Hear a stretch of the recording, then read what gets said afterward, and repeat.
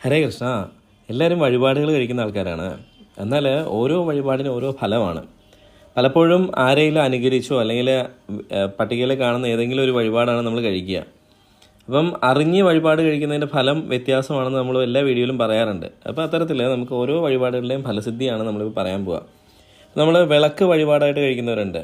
അപ്പോൾ വിളക്കിൻ്റെ ധർമ്മം എന്ന് പറഞ്ഞാൽ അന്ധകാരത്തെ അകറ്റി പ്രകാശം കൊണ്ടുവരിക എന്നുള്ളതാണ്. അതായത് അജ്ഞാനവും ആശയക്കുഴപ്പമെല്ലാം അകന്ന് ബുദ്ധിക്കും ചിന്താശക്തിയൊക്കെ വികസിക്കുന്നതിന് നല്ലതാണ് വിളക്ക് വഴിപാടെന്ന് പറയുക. അപ്പം നെയ്വിളക്ക് വഴിപാടായിട്ട് സമർപ്പിച്ചാൽ നേത്രരോഗത്തിൽ നിന്ന് ശമനമാണ് ലഭിക്കുക. അതുപോലെ തന്നെ അഭീഷ്ടസിദ്ധിയും ലഭിക്കും. അതുപോലെ തന്നെ നെയ്വിളക്കിനൊപ്പം തന്നെ നല്ലെണ്ണ വിളക്ക് കൊടുക്കാറുണ്ട്, ആൾക്കാർ സമർപ്പിക്കാറുണ്ട്. അത് ദുരിതശമനത്തിനാണ്, വാതരോഗ ശമനത്തിനും നല്ലതാണ്. ഈ വിളക്ക് വഴിപാടെന്ന് പറയുന്നത് പഞ്ചഭൂതങ്ങളിലെ അഗ്നിയെ സമർപ്പിക്കുന്നതിന് തുല്യമാണ്. അപ്പോൾ എല്ലാവരും സമർപ്പിച്ച് പ്രാർത്ഥിച്ച് നോക്കുക. ഫലം സുനിശ്ചയമാണ് കേട്ടോ. ഹരേ കൃഷ്ണ.